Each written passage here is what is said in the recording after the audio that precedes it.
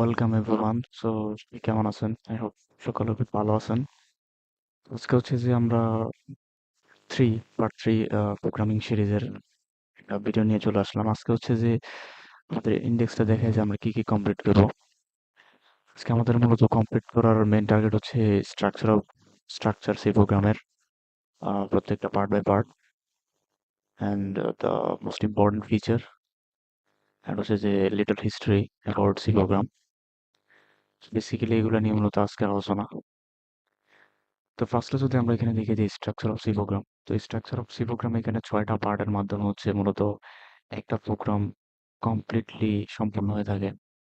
তো এখানে ছয়টা পার্ট অফ দ্য প্রোগ্রাম এখানে হচ্ছে লেখা আছে, যেমন হচ্ছে যে ডকুমেন্টেশন।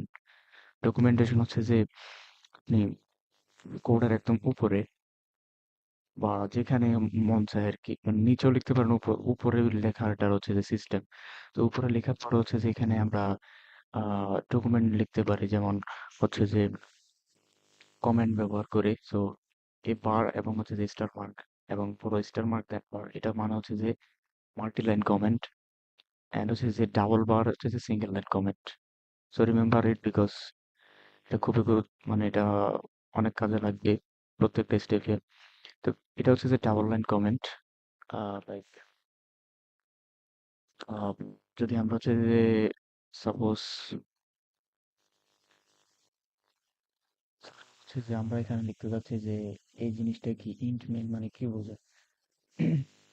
সাপোজ এখানে এক্সাম্পল আছে, যেমন ইন্টিজার ইন্টিজার x 10। সো আমরা পাশে কিন্তু একটা কমেন্ট ব্যবহার করছি এবং লিখছি যে এটা গ্লোবাল ভেরিয়েবল। সো কম্পিউটারে যখন আমরা প্রোগ্রাম রান করবো তখন কিন্তু হচ্ছে যে এটার মানে এটা আউটপুট শো করবে না, এটা জাস্ট একটা কমেন্টের মতো এক্সট্রা লাইন হিসেবেই পড়ে থাকবে। জাস্ট বোঝার খাতিরে আমরা এটা ব্যবহার করছি, যে এটা এই ফাংশনের নাম এটা। তো আমি চাইলে এখানে যদি এখানে ডাবল লাইন ব্যবহার করে লিখি যে এটা হচ্ছে যে মেইন ফাংশন, কোনো সমস্যা নাই। এটা হচ্ছে জাস্ট আমার বোঝার সুবিধার্থে আমি কমেন্ট ব্যবহার করে এটা লিখছি। দেন যদি আমরা এখানে দেখি যে আমি overview the code, overview code বলতে এখানে হচ্ছে যে আমি প্রথম হচ্ছে যে এই বারটা দিব, প্রথমে এটা দেওয়ার পরে দেন আমি এখানে হচ্ছে যে এটা বারবার দেওয়া লাগবে না। লাইক এটা হচ্ছে যে সবসময় লাইটটা একটু সমস্যা করতেছে, তো এটা হচ্ছে যে সবসময় দেওয়া লাগবে না।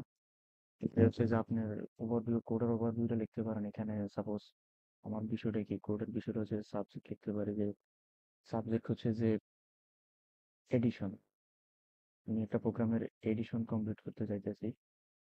সো জাস্ট আমার এটা হচ্ছে যে ওভারভিউ, কোডের ওভারভিউ। সো আমার কোডের ওভারভিউ লেখা শেষ, এবার হচ্ছে যে আমি কোড করবো। এখন আমার ডকুমেন্ট পার্ট শেষ। এখন হচ্ছে যে pre processor section. So pre processor section বলতে বোঝানো হচ্ছে যে লিঙ্ক আপটা। যেমন আমি কোডটা লিখলাম কিন্তু কোডটা হচ্ছে যে পুরোটা একটা লিঙ্ক করতে হবে। তো পুরোটা লিঙ্ক করার জন্য হচ্ছে যে আমরা ব্যবহার করি হ্যাশ ইনক্লুড stdio.h। এটা মূলত হচ্ছে যে হেডার ফাইল, হেডার ফাইল বলে এটাকে। সো এই হেডার ফাইলের মাধ্যমে হচ্ছে মূলত এটা পুরো এই যে একদম সম্পূর্ণ একটা কোড, এই পুরো কোডটা কিন্তু এটার মাধ্যমে কি হয়, প্রি প্রসেসরের মাধ্যমে মানে প্রি প্রসেস হয়, তার মানে লিঙ্ক আপ হয়। সো লিঙ্ক আপ মানে হচ্ছে যে এটাই যে প্রি প্রসেসর। তো এই অংশটাকে মূলত বলে প্রি প্রসেসর সেকশন অথবা এটা হেডার ফাইল। এন্ড এরপর হচ্ছে যে ডেফিনেশন। সো ডেফিনেশন সেকশনে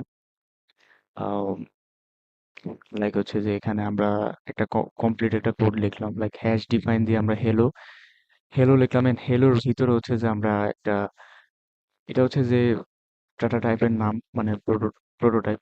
আই মিন হচ্ছে যে টাইপ, কোন টাইপ আমরা ব্যবহার করছি, হ্যাশ ডিফাইন একটা টাইপ।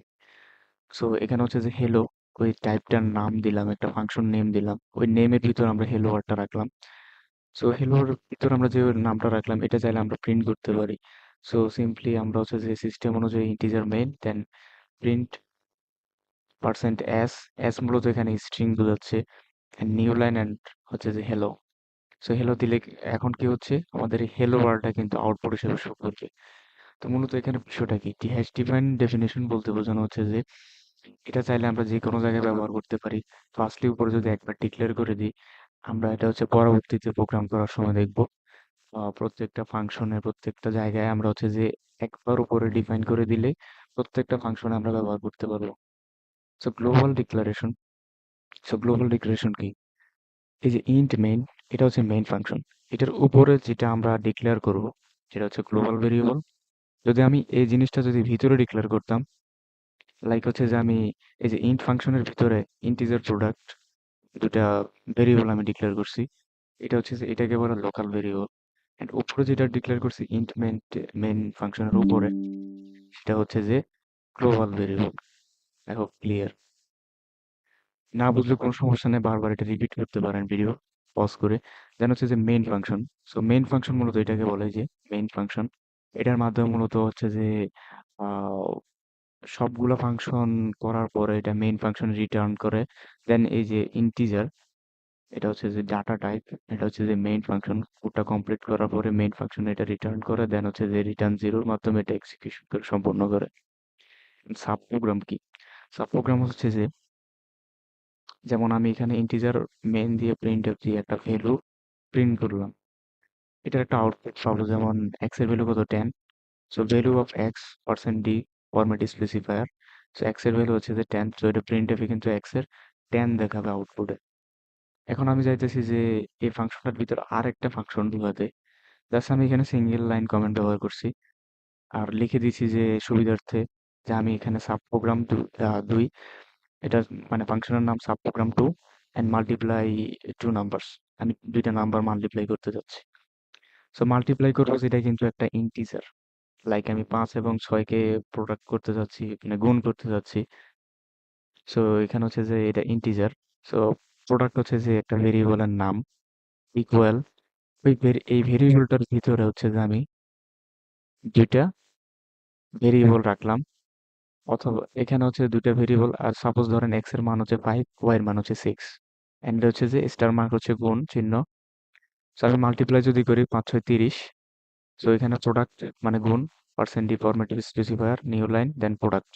প্রোডাক্ট বলতে এখানে বোঝানো হচ্ছে যে এই কাজটা যে এখানে সম্পূর্ণ হয়েছে, যেমন এক্স এর ভ্যালু যদি 5 হয়, ওয়াই এর ভ্যালু যদি 6 হয়, 5 6 30, তাহলে এই 30টা এই প্রোডাক্টটার ভিতরে জমা হয়ে আছে, আই মিন স্টোর করা আছে।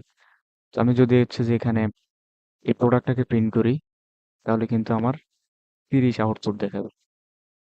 এই যে আমি আরেকটা প্রোগ্রাম করলাম একটা প্রোগ্রামের ভিতরে, লাইক প্রথমে প্রিন্টএফ দিয়ে এক্স প্রিন্ট করলাম, আমার এক্স এর ভ্যালু 10 দেখাচ্ছে। But at the same time আমি নিচে আরেকটা প্রোগ্রাম করলাম, এটা হচ্ছে মূলত সাব প্রোগ্রাম। মূলত হচ্ছে সাব প্রোগ্রাম। এখানের স্টোরিং ভ্যালু সিস্টেমটা আমি আরো একটা বার বুঝিয়ে দিচ্ছি যে, লাইক এখানে প্রোডাক্ট ইন্টিজার হচ্ছে ডাটা টাইপ প্রোডাক্ট। এটার ভিতরে হচ্ছে যে এক্স এর ভ্যালু সাপোজ ধরেন যে 5, ওয়াই এর ভ্যালু আমরা ধরলাম 6, 5 6 30, 30টা এই প্রোডাক্টের ভিতরে স্টোর করা আছে। এখন আমি প্রিন্ট অপশনে গিয়ে এই প্রোডাক্টটাকে হচ্ছে যে প্রিন্ট করে দিলাম, আউটপুট 30 দেখাবে। তো এখানে দুইটা আউটপুট দেখাবে। প্রথমটার জন্য প্রিন্ট এফ এক্স এর ভ্যালু ওই যে উপরে ডিক্লেয়ার করছিলাম, ওই এক্সটাকে প্রিন্ট করছি 10।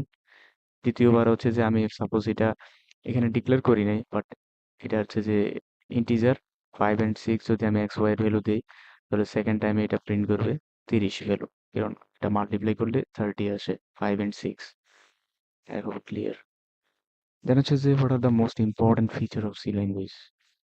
তো এখানে কিছু ফিচার আছে, লাইক আমি ডায়াগ্রাম এটা কালেক্ট করছি, আমি মূলত কালেক্টেড পিকচার এটাতে, এটা সুবিধার্থে দিছি কারণ বোঝার জন্য। এগুলো আপনারা নোট করে রাখতে পারেন, খুবই efficient. So procedural language, like প্রত্যেকটা জিনিস আমাদের হাতে করা লাগে, process process by process, step by step এটা হচ্ছে যে কমপ্লিট হয়। Fast and efficient. Modularity, modularity বলতে এখানে হচ্ছে যে একবার কোড লিখলেন, এটা হচ্ছে যে রিইউজেবল, পরবর্তীতে আবার ব্যবহার করতে পারবেন, চেঞ্জ করতে পারবেন। এন্ড স্ট্যাটিক্যালি টাইপ, মানে হচ্ছে যে প্রত্যেকটা জিনিস ইউজার থেকে ইনপুট নিয়ে হচ্ছে যে স্ট্যাটিক্যালি ধাপে ধাপে আমাদের থেকে হচ্ছে যে করতে হয়, type by type. General purpose, এগুলো হচ্ছে দেখে নিবেন। আর এখানে পোর্টেবিলিটি বলতে হচ্ছে যে একটা কোড আমার পিসিতে করলাম, এটা অন্য পিসিতেও অ্যাকসেপ্টেড, অন্য জায়গায় এটা অ্যাকসেপ্টেড, আপনি এটা ব্যবহার করতে পারবেন। ইজি টু এক্সটেন্ড, চাইলে আমি এটাকে হচ্ছে যে ব্রড করতে পারবো, যে জায়গাটা আমি চাচ্ছি যে এক্সটেন্ড করার জন্য, লাইক একটা প্রোগ্রাম করার পরে আমি চাচ্ছি যে একটু প্রোগ্রাম অ্যাড করতে চাই, সো এটা অ্যাড করা যাবে, নো প্রবলেম।